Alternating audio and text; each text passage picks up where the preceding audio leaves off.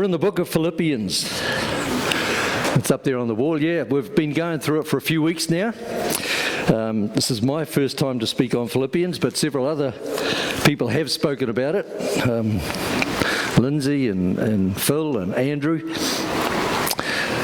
And remember, we started off because Paul was in a prison or in a house arrest in Rome, and he was writing this letter to the church in Philippi. And one of the first things we talked about was Paul praying for the Philippian church that love may abound in that church. And then another week we talked about being worthy of the gospel of Jesus Christ. Then I think it was Andrew who talked Philippians 2 about the humility of Christ and Christ becoming a servant. And then Phil last week talked about grumbling and complaining. But the whole theme of Philippians is one of gladness and joy. And that's I don't know how many times the word joy is mentioned, but it's mentioned lots and lots in the book of Philippians. And if you think of nothing else, when you think about Philippians, think of joy. Here was a guy, Paul, writing from prison or arrested, probably had chains on his legs or maybe his arms, and he was writing this letter to the Philippian church saying, be joyful, be happy. Unbelievable. Today's an interesting portion. We're in Philippians 2 verse 19 to 30.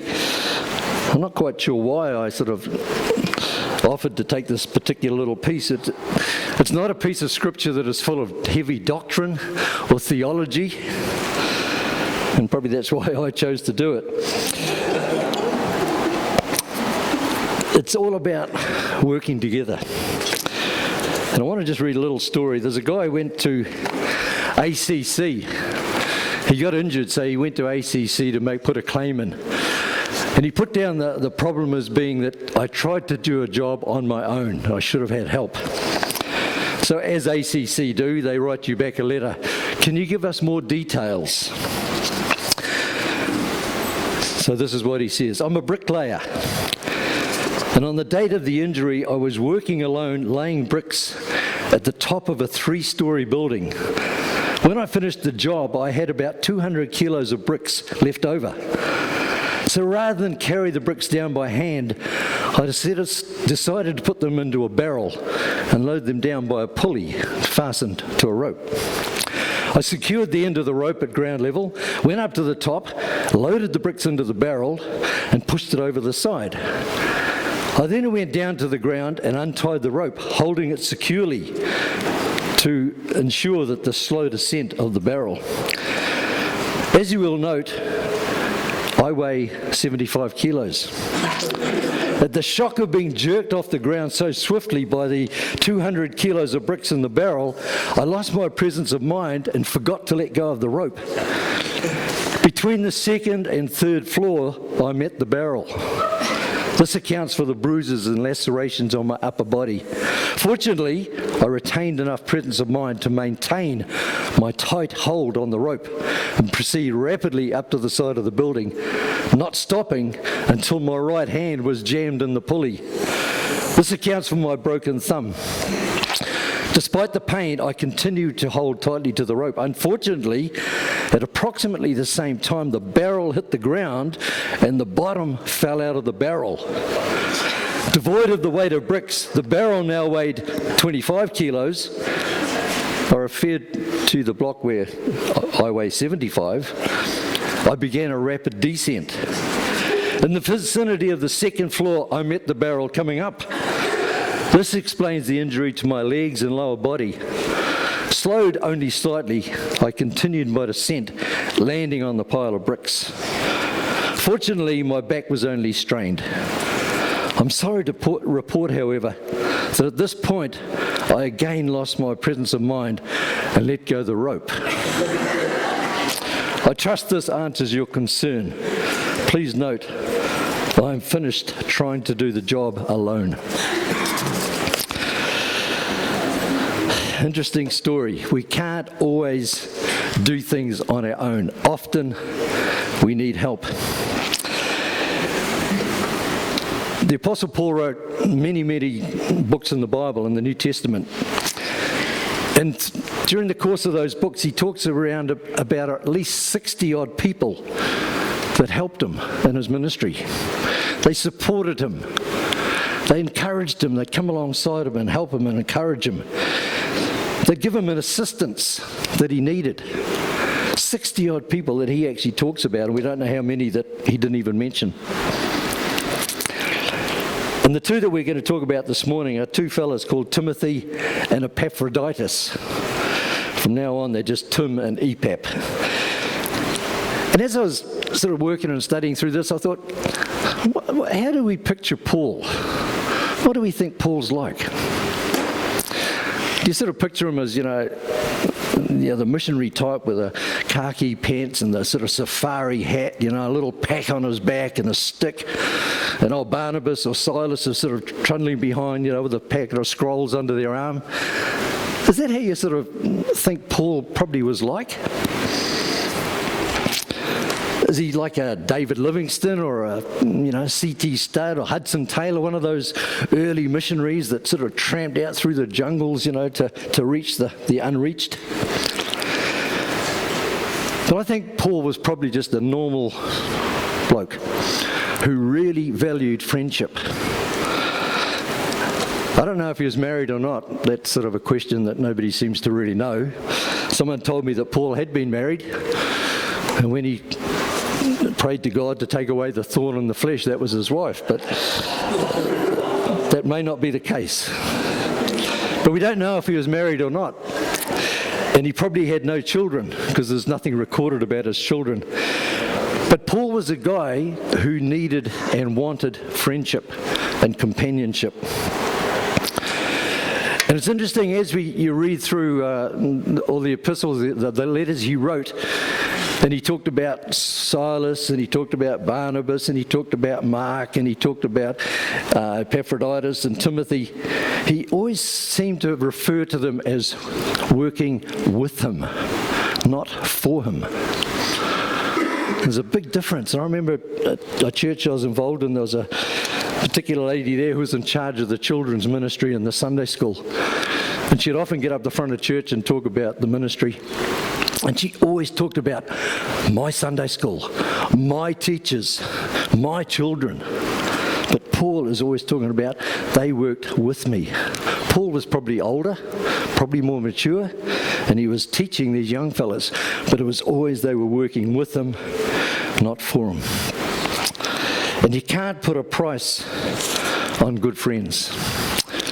Friendship is something unbelievable, and you can't put a price on it. In 1 Corinthians, there's a verse there in chapter 15, verse 33, and it says, bad company corrupts good morals. And I'm sure we all know that is true. But the opposite is also true. We can go to the next slide, Karen.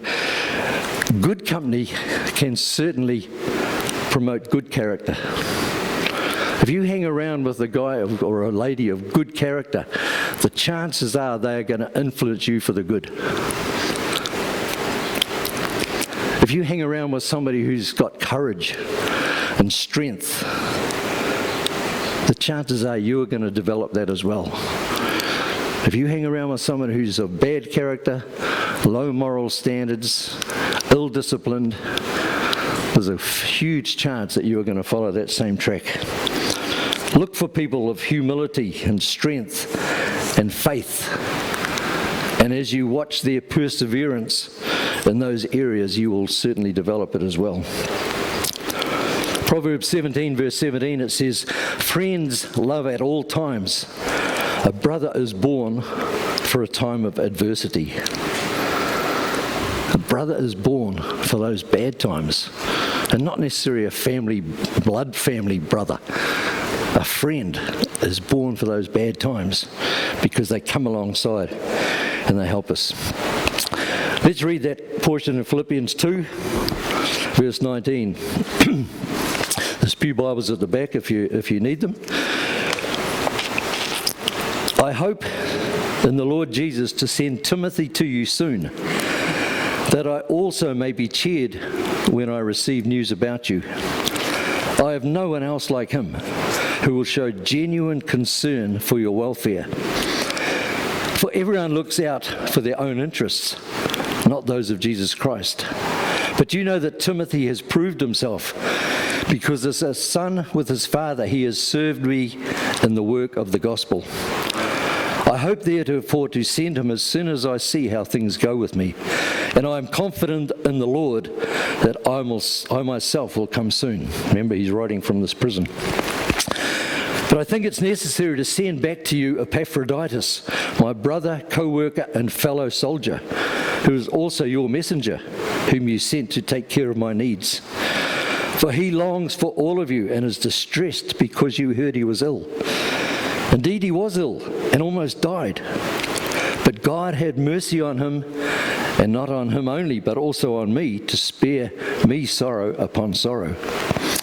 Therefore, I am all the more eager to send him, so that when you see him again, you may be glad, and I may have less anxiety. So then, welcome him in the Lord with great joy, and honor people like him, because he almost died for the work of Christ. He risked his life to make up for the help you yourselves could not give me. We go to that third slide, Kieran. So let's have a look a little bit at this fellow called Humble Tim. Paul's mentioned him about 24 times in the different letters. And again, Timothy worked with him, not for him. And Paul's probably worked and known Timothy for about 10 years. He met him in Lystra, or what is Turkey, around about AD 50. And 10 years later, he's still working with this young fellow Timothy. I don't know how old he was.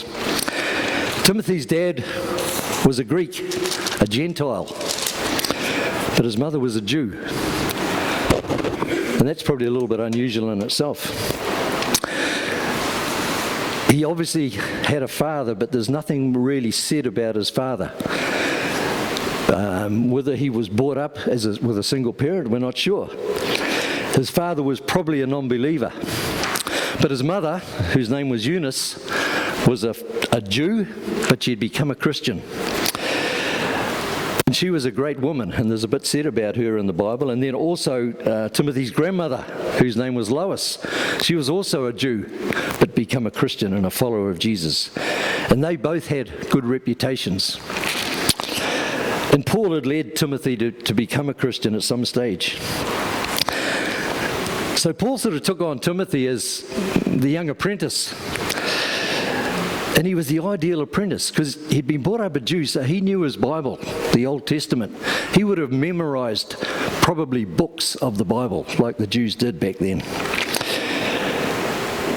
He knew the scriptures, he followed Jesus, and he also had that Jewish Gentile background, and that was Paul's mission, to go out and reach the Gentiles to the rest of the world for Jesus. So go to that next slide, Kieran. Timothy was the perfect fit.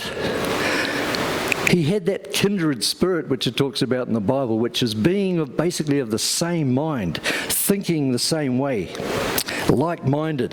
They had a lot in common. They were both really concerned for other people.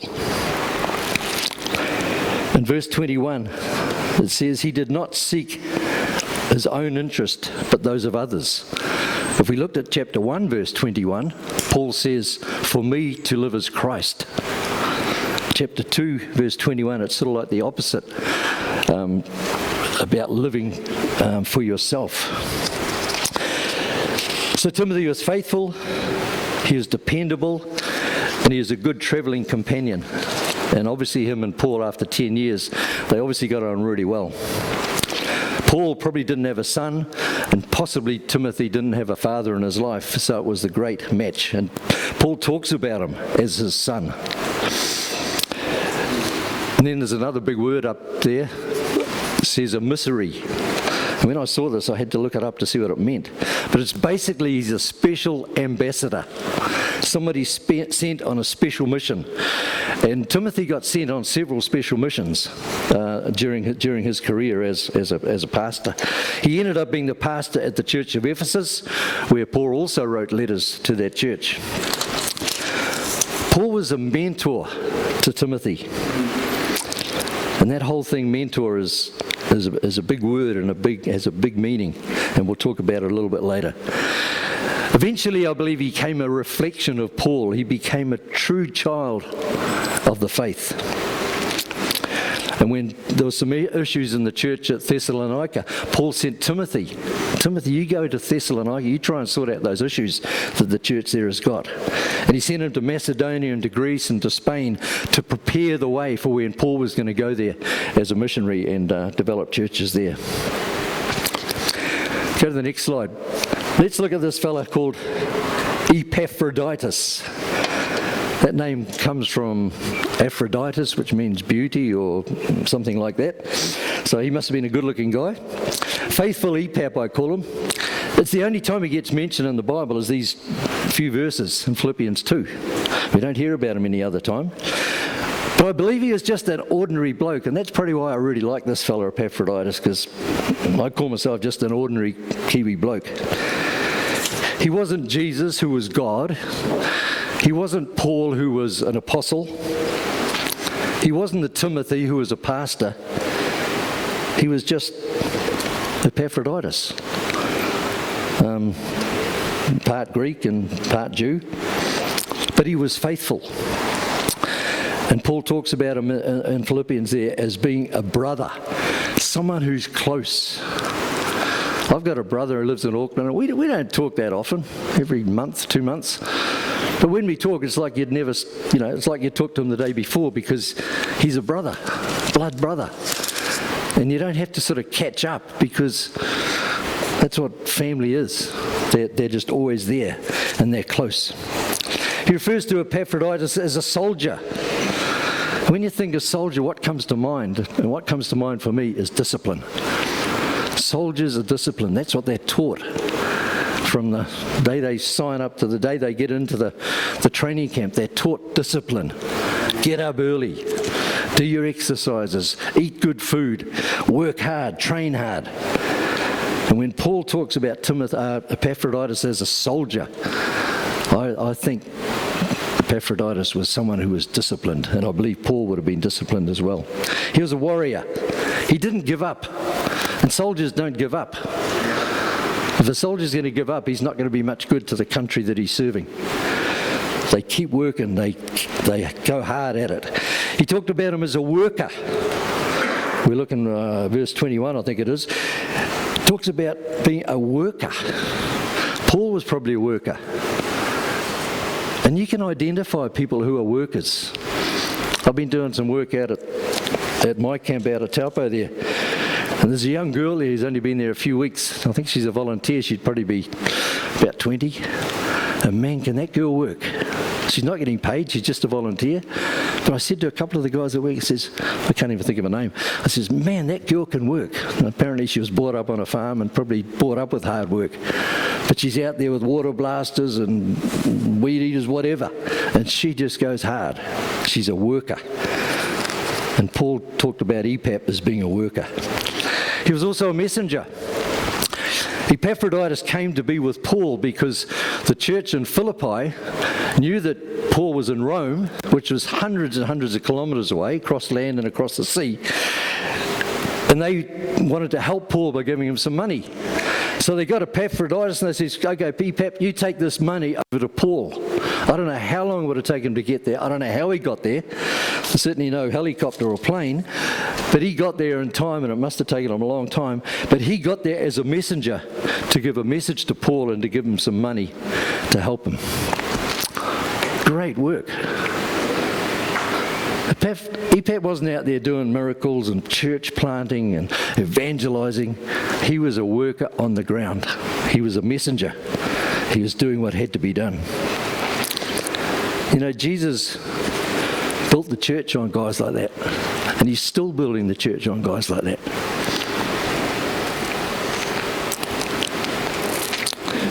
Epap got sick, and he got very sick. And Paul got worried. And Epap got worried too, because he was worried because the people back in Philippi had heard that he was sick. And he was worried about what they would be worried about. And even the word anxiety comes in here. I mean, as Christians we think we shouldn't be anxious, but Paul admitted that he had anxiety. So we can learn from that as well. So Paul was worried, Epap was worried, but God in his mercy, in verse 27, God healed him. So he was relieved of the anxiety. And Paul says, right, I'm going to send you home, Epap, back to Philippi, just to show the people back in Philippi that you're okay. Because it talked about him risking his life. Now, I don't know whether he got physically sick from some internal disease, COVID or something, or whether he injured himself in his work that he was doing. But it does say once or twice that he risked his life for spreading the gospel. And Paul says, look, when he comes home, welcome him. Be joyful that he's there. Honour him. As I say, he wasn't out there planting churches and being a pastor. He was just doing the basic down-to-earth work that had to be done. But he risked his life. And Paul said, look, this guy's not a loser. He's not a quitter. He didn't give up. Treat him like a hero, an example. And it says, honour such people. He wasn't the pastor. He wasn't the youth leader. He wasn't an elder or a deacon. He was a down-to-earth worker. And Paul says, honour such people.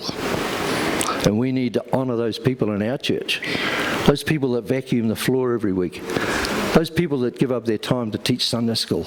The ones that serve morning tea. The ones that prepare communion, put it out and clean it up afterwards. We need to honour those people because they are heroes. They are unseen workers. And the carers in our church that we don't even know about. I talked to a guy just the other day, and another fellow in our church was struggling a bit. So he took him out for coffee, and they sat there and they talked, and they worked out some issues. That's what it's all about, and that happens in our church a lot. I'm really thankful to say, and I don't hear about it all, but when I hear about it, it just gives me such a buzz to think that people here are caring for each other. They're the heroes. They're the unseen workers. He risked his life. There's a little statement that says, don't try to be awesome, just faithful. Don't try to be awesome, just faithful. Are we prepared to be misunderstood sometimes in our community? Are we prepared to be ostracised? Are we prepared to be taken advantage of? Or are we happy just to be complacent, to be comfortable, to be in control, to not have any risk, to not face any persecution for what we believe? Who are our heroes? Who do we look up to and appreciate? Is it just the people who are in a high position? Or is it those people that are doing the work? The greatest are those who serve faithfully. Yesterday we had a men's breakfast, which was the best breakfast I've had for a long, long time. And there was a lot of guys here that were there, and it was great. We had two men just share their life story. And it was really good. It was particularly moving for me. I ended up a bit of a mess in tears because I was so emotional when I heard of what God had done in these guys' lives. It was unbelievable to me, and hopefully to the other guys as well. But one guy particularly, I remember him saying he came to a point in his life where he didn't really want to keep his life anymore. And he finally turned to a youth pastor. And he says, I need help in these areas. He came to that point where God was there and God was helping him, but it was through another man who helped him get through the issues that he was struggling with. And we need to look for other people that can help us in our lives as well. And that brings me to that word mentor. I've been involved in the mentoring process for at least the last 10 or 12 years pretty actively. And the way I've seen different men grow is phenomenal. And it's not because I'm their mentor. most in the last 10 or 12 years, I've met every week with usually 2 guys at once. I did it in Hawke's Bay for about 3 years with a couple of guys, and then we changed and we had another couple of guys. And up here I've been doing it for about 2 or 3 years with a couple of guys. And we're talking about the other night, and I'm not their mentor, we're mentoring each other. So I don't believe a mentor and student situation has to be 2 people. I believe it can be 3. And as we sit around the fire week by week, the 3 of us, we are helping, we are encouraging, we are supporting, we are becoming accountable to each other, and we are mentoring each other. The other 2 guys are a little bit younger than me, but man, have they helped me in my life. We need to have people in our lives that will help us. So to be a mentor, generally you've got a lot to offer. And if you're an older person, woman or man, you've got a lot to offer because you've got life experience. Don't think that you've sort of gone through your life and you've learnt nothing. You've learnt a lot. And I'll tell you what, most young people don't know anything. Sorry, fellas. And unfortunately, a lot of young people don't want to know what the older guy or lady has learnt and experienced. They don't want to know. They want to go through it all themselves and learn all the hard lessons the hard way. But a wise person will go to someone who's wiser and say, tell me your stories. How did you face that situation? You've been there, you've done it. Share your life experiences. And if you're a younger person, seek out a mentor. Look for one. And over those last 10 or 12 years, I've been in these different situations, meeting with different men and getting some other men to meet together. I think only once has a man said, no, I don't want to be involved. The first group I set up 10, 12 years ago in Hawke's Bay, I went, just 2 guys, I didn't know them very well. I went to them, I said, look, you know, you're having a few struggles with life. Would you be interested in just coming out to my farm at night and we'll just sit around the fire and have a talk? He said, yeah, I would. So I went to another guy and asked him the same thing. Yeah. We sat around that fire for 3 years, virtually every week, rain, hail or snow. Fortunately, I had a little hut there if it was snowing. And they just didn't turn me down. And I remember when I came to Taupo, I went to 2 guys in the church. I didn't even hardly know them at all. But for some reason, I don't know, maybe the Lord just put them on my heart. And I went to these, there was 3 guys actually. I said, would you be interested in coming out to my place once a week and just sitting around the fire and having a bit of a feed and having a talk and doing a bit of a study? Yeah, we would. I've only once been turned down, and I've probably approached 20 different people over the years. People really do want to connect. And for men, it's not the natural thing. Men like to be individuals. We like to do our own thing because we've got all the answers, we know it all. But if you can connect with someone who has a common interest, if you're a younger person, look to someone that you do look up to, that you've observed, and you think, man, that guy's got a few answers. He's got a few clues in life. He knows where he's about. And ask the questions. Get in their space. And maybe say to them, look, have you got time to meet with me once a week or once a fortnight? Help me through life. Because life's not easy, especially now. And you might think, nah, I could never do that. I could never be a